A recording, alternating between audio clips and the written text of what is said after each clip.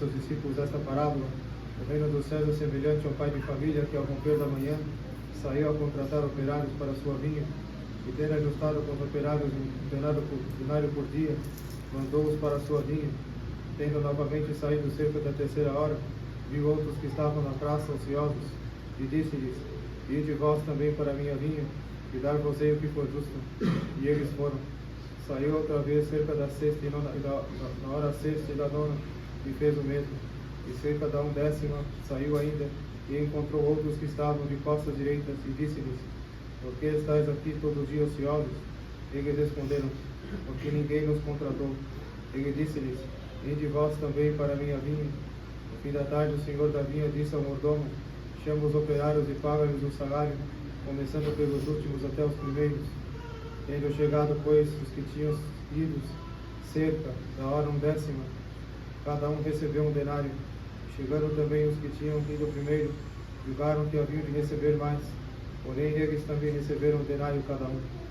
Ao receberem, murmuravam contra o pai de família, dizendo: Esses últimos trabalharam só 1 hora, e me pagasse o mesmo que a nós, que suportamos o peso do dia e o calor.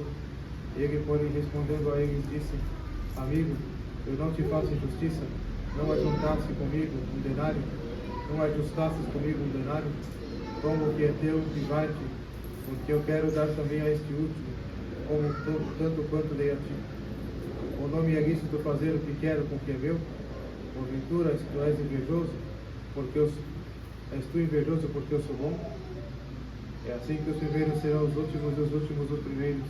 De fato, são muitos os chamados e poucos os escolhidos. Em nome do Pai, do Filho e do Espírito Santo. Amém. Caríssimos irmãos, este domingo da 70ª, temos que fazer aí pelo menos uma breve reflexão, por causa dos avisos que foram prolongados, devido à necessidade de explicar várias questões. Mas esse domingo da 70ª inaugura um tempo litúrgico chamado Tempo da 70ª, que é um tempo que nos prepara para a Quaresma.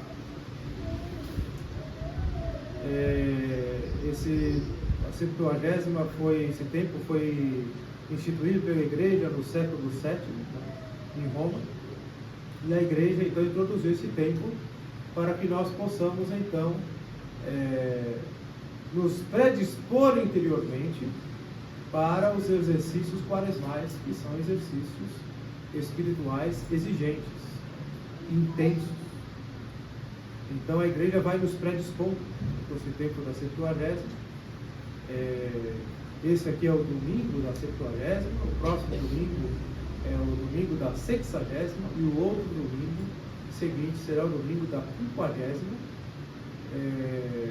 em cuja semana, na quarta-feira da 50ª, teremos a quarta-feira de cinzas, que inicia o tempo da Quaresma. 40 dias de jejum, 40 dias de mortificações, de exercícios espirituais que nos preparam para a Páscoa. Então, com esse domingo da 70ª, a Igreja inicia o ciclo pascal, que vai se estender até o final do 8º de Pentecostes. É toda uma preparação espiritual.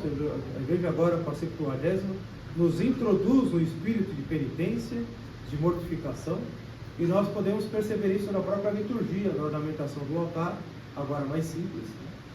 Nós, depois do ciclo natalino, sobretudo após a festa da purificação de Nossa Senhora, dia 12 de fevereiro, nós percebemos o altar ainda os resquícios de festividade, com flores, ornamentação mais nobre, mais bonita, mais esplendorosa, o tanto quanto que é possível para nós, né? Mas agora nós percebemos que já temos o altar, o presbitério, o altar, com ornamentação mais simples, mais austera, né? Sem deixar de ser esplendorosa, né? Sem deixar de ser nobre, sem deixar de ter nobreza.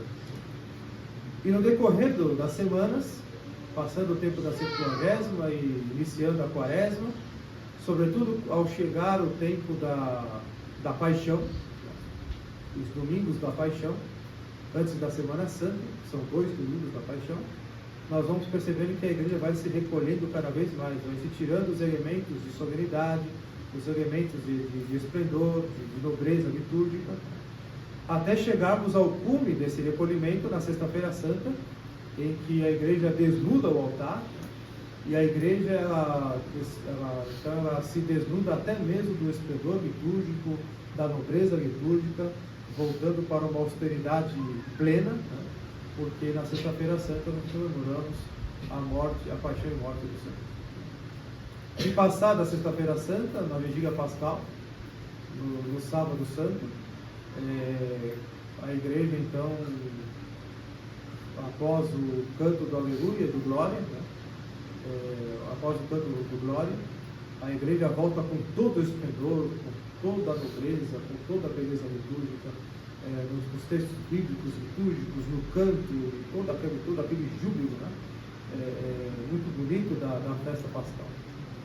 Mas agora então a igreja ela se recolhe para se preparar interiormente para a Páscoa. De modo que nesses domingos nós não rezamos mais o Glória, apenas nas festas o Glória é rezado. E também não rezamos mais o Aleluia, de modo que nem nas festas é rezado o Aleluia, porque o Aleluia é uma exultação propriamente pascal. A igreja agora omite o Aleluia, de forma que existe uma tradição monástica do enterro do Aleluia, que é feito nas vésperas, nas primeiras vésperas, que é o sábado anterior ao domingo da Septuagésima.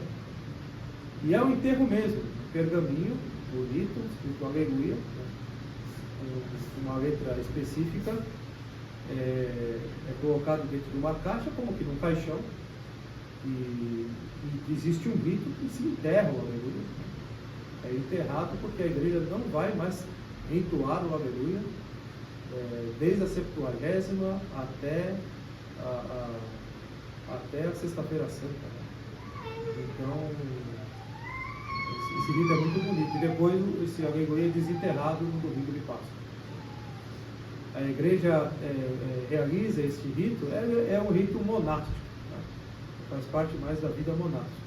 Claro, uma paróquia, uma capela, o que o padre quiser fazer, não há problema nenhum, porque é uma paraliturgia, né? Mas é bonito nós considerarmos isso, temos isso em mente, né? Que muitos mosteiros, isso foi realizado em todo o mundo, mosteiros tradicionais, para que nós percebamos que a igreja, ao se recolher e enterrar o Aleluia, e omitir o Aleluia, né? Ela se prepara interiormente com toda a intensidade, nos introduzindo no espírito de penitência, de sacrifício, no espírito de contrição dos pecados, para que possamos viver bem a Quaresma. O Evangelho de hoje nos introduz nesse espírito da Septuagésima, que é o Evangelho em que Nosso Senhor nos conta a parábola de um homem que convidou operários para a sua messe, né? Para o seu campo, para trabalhar no seu campo. Aquele tipo de contratação diária, né? Daqueles operários que ficam ali esperando alguém que os chame para trabalhar diariamente e vivem de denário em denário, ou seja, vivem daquele valor do trabalho, do valor de uma jornada de trabalho, a cada dia trabalham para alguém, e esse tipo de forma de trabalhar, né? Era muito recorrente no tempo do Senhor. Isso existe até hoje, inclusive aqui no Brasil, em alguns lugares ainda existe isso.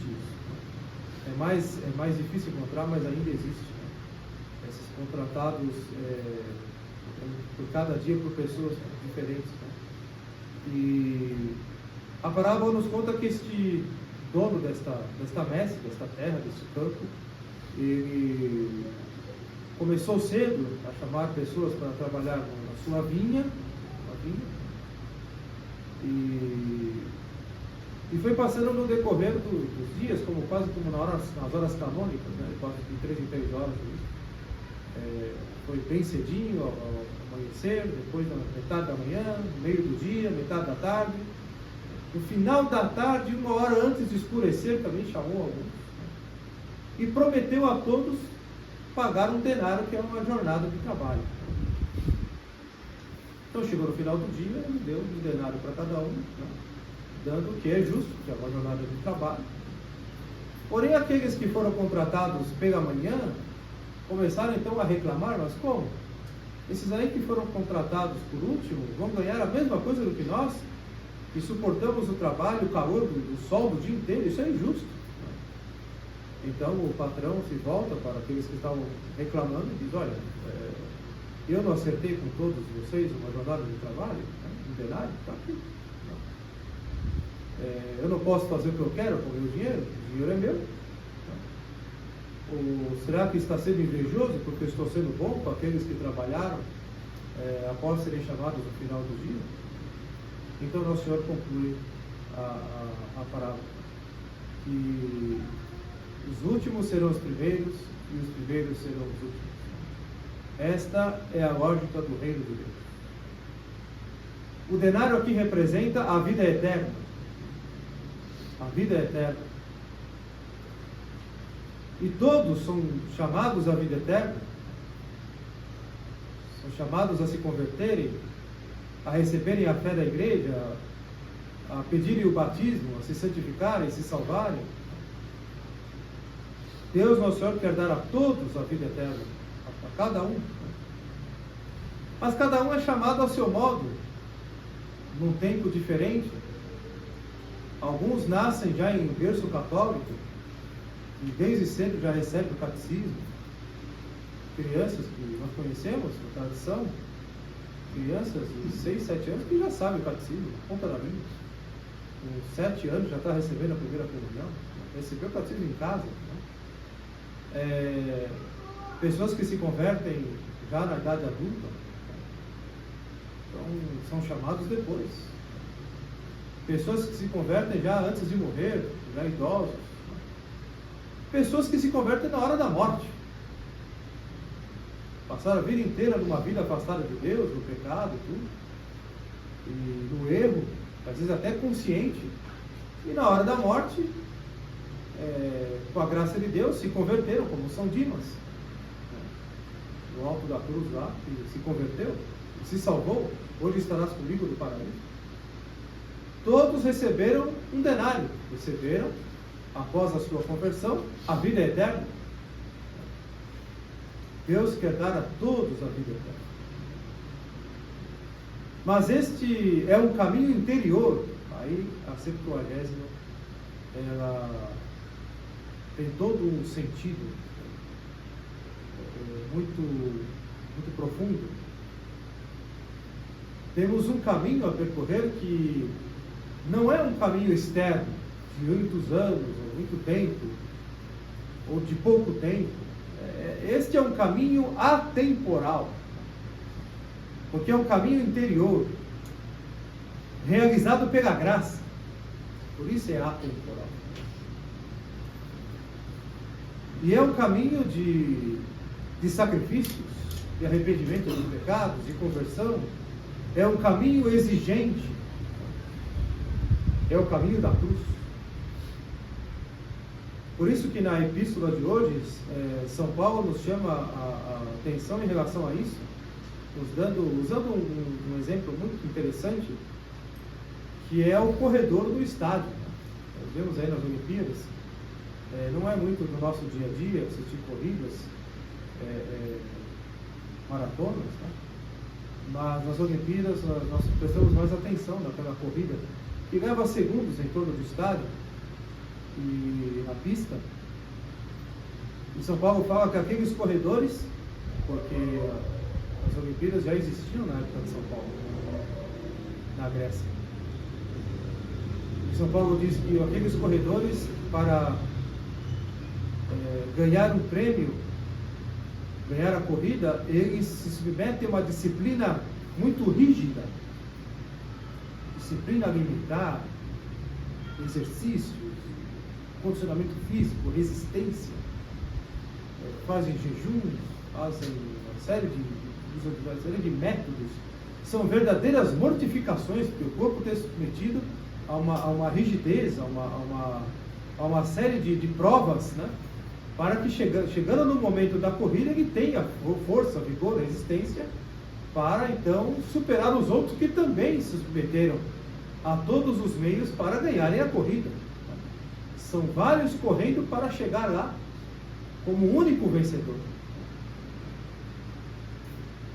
E São Paulo fala: e se submetem a essa disciplina rígida para ganharem um prêmio perecível. Esse prêmio perecível que o apóstolo Paulo se refere, é aquela coroa de louros. Lá na Olimpíada, o vencedor, a medalha de ouro, recebe. Coroa perecível. Por quê? Porque aquela folha, ela resseca, ela perece. Aquela coroa, um dia vai deixar de ser uma coroa, entendeu? Ela vai ressecar, ela vai se desfazer, é perecível. Então São Paulo fala: estes se submetem a uma disciplina rigidíssima para ganhar um prêmio perecível. Quanto mais vós correis de tal maneira a ganhar a coroa imperecível. Exemplo perfeito de São Paulo, que já nos introduz o sentido da Septuaginta. Ou seja, quanto mais nós, para nos salvarmos, o quanto nós temos que nos submeter a provações, a mortificações, a jejuns, a luta contra os nossos defeitos, contra o pecado mortal, quantos defeitos que temos que corrigir, a luta para extirpar vícios, requer muito de nós, muito sacrifício, muita entrega.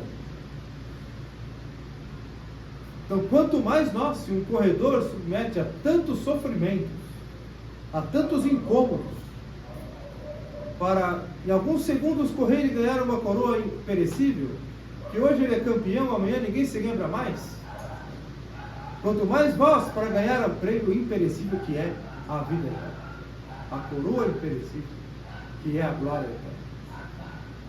Então, assim, caríssimos irmãos, a igreja nos lembra de que agora, nesse início da Septuagésima, nesse tempo da Septuagésima, é o momento de já irmos nos preparando interiormente com as devidas disposições interiores para os exercícios quaresmais.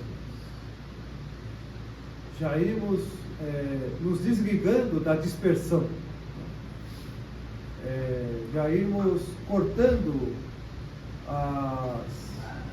os entretenimentos, né, após estamos habituados no dia a dia. É o momento de agora já irmos nos recolhendo junto com a igreja, já nos recolhendo, já voltando para aquilo que é mais essencial, para aquilo que é mais importante.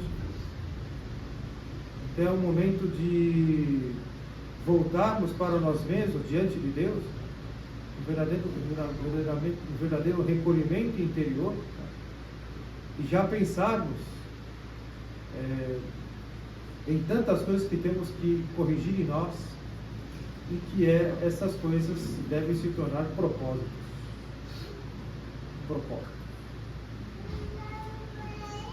Propósito de vencer um pecado mortal, de corrigir um defeito, de extirpar um vício, e de mudar de vida, de corrigir a vida, de retificar a vida, de reordenar a vida. E de modo que esses propósitos eles devem ser concretos. Por isso que Nosso Senhor conta duas parábolas do Evangelho de Mateus, dizendo que, brevemente, né, citando a parábola, um homem iria construir um edifício. Então, primeiro ele parou, pensou, viu os gastos, viu os meios que ele tinha para construir, o material, né? E para que ele construísse o edifício e fosse até o fim, e para que depois não escutasse dos outros: ele começou a construir e não foi capaz de concluir. Ou também o rei que parte em guerra com um exército de 10 mil homens e se depara com um exército que está vindo com 20 mil homens. Então ele tem que calcular bem se com 10 homens ele consegue vencer o exército, 10 mil homens, ele consegue vencer o exército de 20 mil. E se ele percebe que não vai conseguir, então é melhor fazer os acordos de paz e evitar uma catástrofe. Então, Nosso Senhor usa essas parábolas para nos dizer que nos negócios referentes à fé, porque nós temos esse cuidado com os negócios temporais, nós temos esse devido cuidado com os negócios temporais. mas os negócios relativos à fé, à nossa salvação, os propósitos que temos que fazer de uma vida santa, de uma vida nova, de combater o pecado, vícios, defeitos, tudo defeito dominante. Então é agora, esse momento da 70ª, antes de iniciar a quaresma e colocarmos em prática os propósitos, é o momento agora de nós calcularmos os gastos, né? Entre aspas. É o momento de calcularmos, de vermos se temos quais são os nossos meios. É o momento de nós fazermos o propósito que seja concreto, para que não comecemos com todo entusiasmo aquele propósito, não vou comer isso, não vou comer aquilo, eu não vou ouvir isso, não vou ouvir aquilo, vou deixar de fazer tal coisa. Aí na segunda semana da quaresma já abandonou tudo. Que acontece muito. E ainda sai falando para todo mundo, não, eu não vou comer isso, eu não vou comer aquilo, agora eu vou viver assim, vou acordar tal hora, vou acordar 4 horas da manhã para rezar todo dia, eu vou rezar só de joelhos, eu vou, quer dizer, aí cria um monte de coisas, de práticas, de propósitos, mirabolantes, conta para todo mundo, sai contando para todo mundo. Eu lembro na paróquia que eu estava, que até na sacristia entrava contando que não ia comer tal coisa, que ia fazer não sei o quê, e na segunda semana da quaresma já tinha abandonado. E aí é mais uma quaresma, aí vem a Páscoa, a vida continua, não mudou nada. Então esse tempo da 70ª é o tempo que a Igreja nos dá antes da quaresma, para que nós possamos nos predispor interiormente, para que nós possamos, no exame de consciência geral à noite, e também no exame de consciência para a confissão, que são meios, para que nós possamos então fazer os propósitos com o pé no chão, diante de Deus, de modo a fazer propósitos concretos que sabemos que nós vamos cumprir. Não fazer propósitos mirabolantes, por vaidade, por soberba, e que não vai dar em nada. Então a 70ª é este tempo de nós então voltarmos interiormente, reconhecermos sinceramente a nossa verdade diante de Deus, os nossos pecados, nossas misérias, nossas fraquezas, de examinarmos diante de Deus os meios que nós temos, os sacramentos, a Santa Missa, a confissão, a Sagrada Comunhão, o terço. Quais as mortificações que podemos fazer dentro da nossa realidade, para isso pedir a devida direção espiritual ao sacerdote, para que não façamos as coisas da nossa cabeça, agindo com precipitação, com presunção, né? Mas aqui então agir com retidão, para que faça um propósito concreto que eu saiba que eu vou cumprir. Por quê? Porque eu tenho as condições para cumprir, eu tenho os meios para cumprir, né? Eu sei que vou aguentar aquela privação, eu sei que eu tenho os meios para aguentá-la, mesmo que ela seja um pouco pesada, mesmo que ela seja um pouco exigente, mas eu sei que eu vou conseguir cumpri-la, né? Que eu tenho os meios e a capacidade para cumpri-la. Então assim, entramos na quaresma, na quarta-feira de cinzas, então, com a vida já voltada, depois de uma reflexão, depois de considerar a nossa vida de oração diária, no terço, na meditação, depois de comungarmos naquela intenção, depois de nos confessarmos, depois de organizar a nossa vida para o jejum da quaresma, 40 dias de jejum, menos o domingo. Domingo não é dia de jejum, mesmo na quaresma, mas 40 dias de jejum, e o padre vai dar as orientações concretas de como se faz esse jejum. 40 dias de jejum, nós temos que aí nos programar, nos preparar a vida para isso.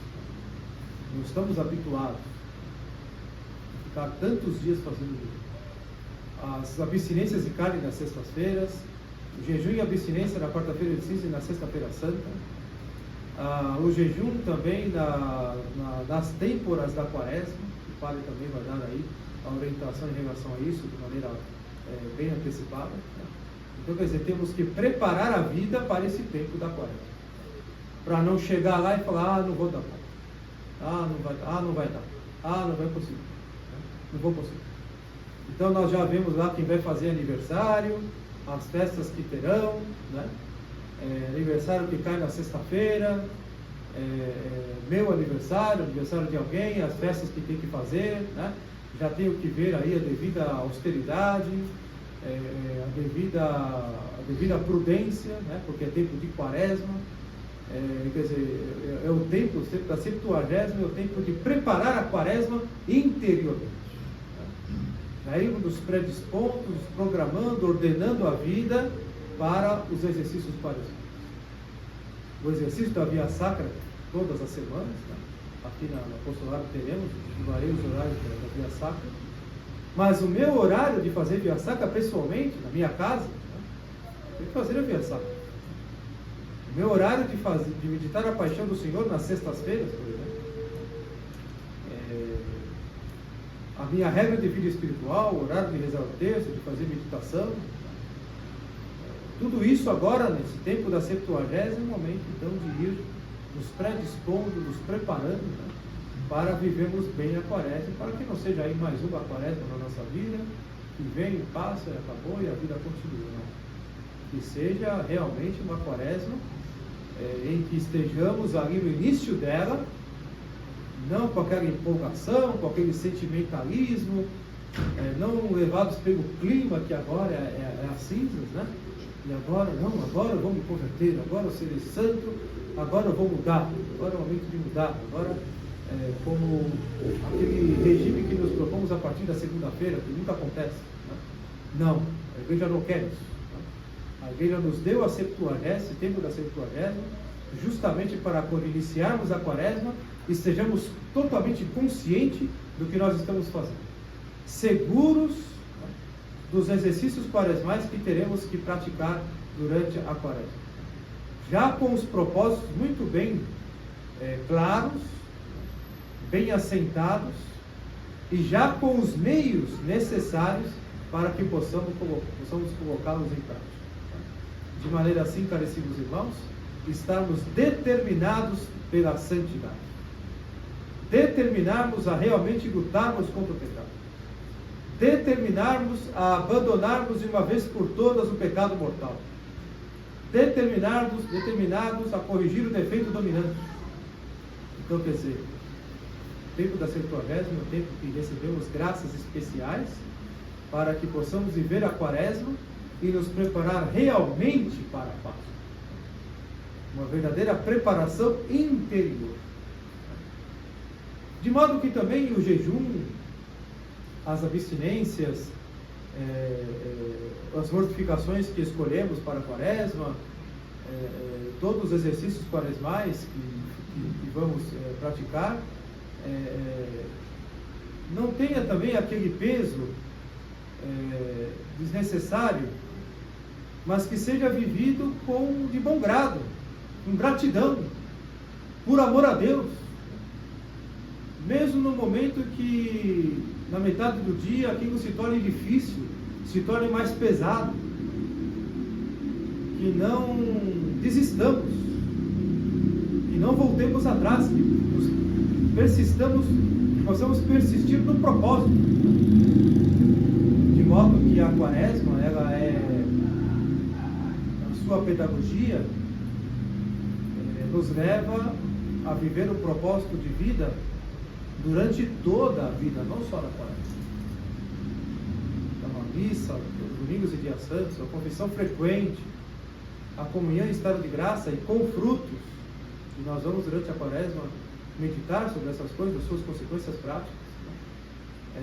A mortificação diária, o jejum, a reza do terço, a meditação diária, que tem que ser levada a sério também, e com frutos, porque sem meditação diária não há propósitos verdadeiros, não há propósitos concretos. Sem meditação não há correção dos defeitos.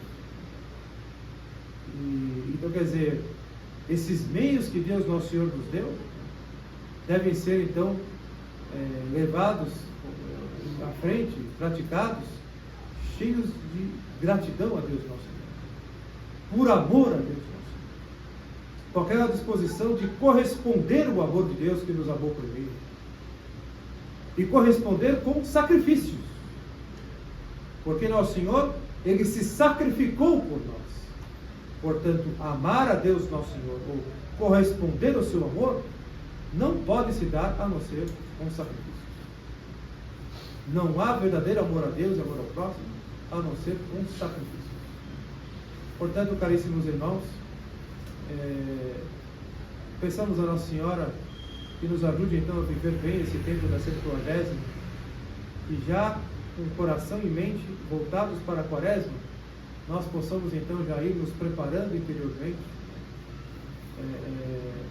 ordenando a nossa vida, organizando a vida exterior e predispondo nossa vida interior então para os exercícios quaresmais. E para que possamos, com toda a intensidade, com toda a verdade, com toda a concretude, vivermos bem o tempo da Quaresma, que é um tempo de muitas graças, tempos de conversão pessoal e também para os outros, com os quais nós fazemos apostolado.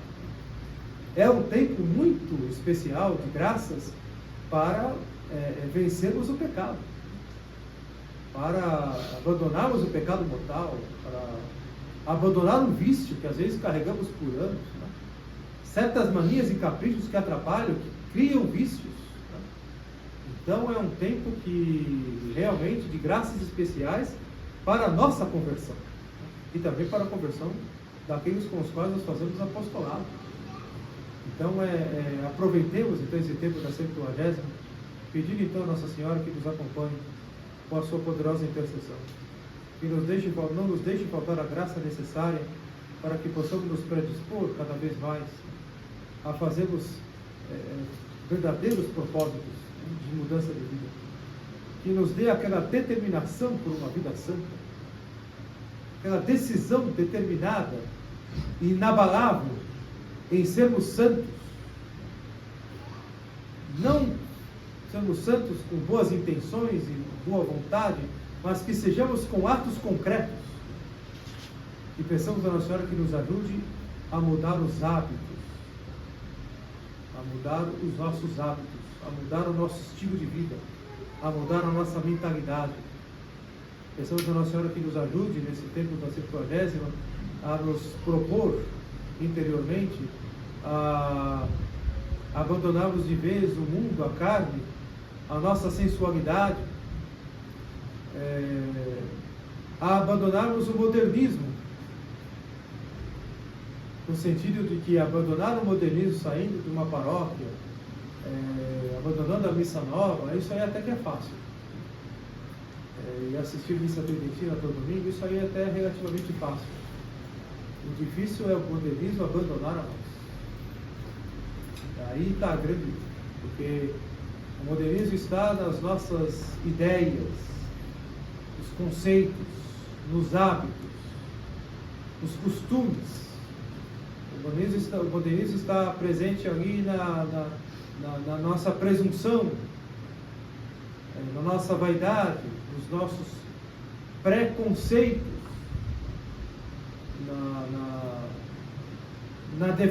nas pequenas deformações da consciência. Por isso é o momento de nós preenchermos as lacunas com a verdadeira doutrina católica tradicional. É o momento de nós corrigirmos, né, pararmos as arestas, né, do nosso caráter, da nossa personalidade, né, a formarmos bem a consciência. Então, quer dizer, é um tempo que realmente que devemos nos propor ao combate espiritual, a nunca retroceder no combate espiritual. A vida neste mundo é como uma batalha, ensinava o Santo Inácio de Loyola. É uma batalha contínua, não tem trégua. Não tem trégua. O mundo não faz conosco acordo de paz. O mundo, o demônio, não faz acordo de paz. Então, a vida neste mundo é uma guerra sem tréguas. Então, temos que estar totalmente, de maneira ininterrupta, no combate, na luta, que é a luta interior. Então, precisamos da nossa Mãe Santíssima, então, que nos dê a graça de compreendermos esses ensinamentos, esse tempo da Septuagésima, que nos dê a graça, então, de, inspirados por santos propósitos, possamos, então, colocar os nossos propósitos em prática, e que, então, possamos, recolhendo-nos, né, interiormente, possamos então aí viver a vida de tal modo a darmos muitos frutos segundo a vontade de Deus. Louvado seja nosso Senhor Jesus Cristo.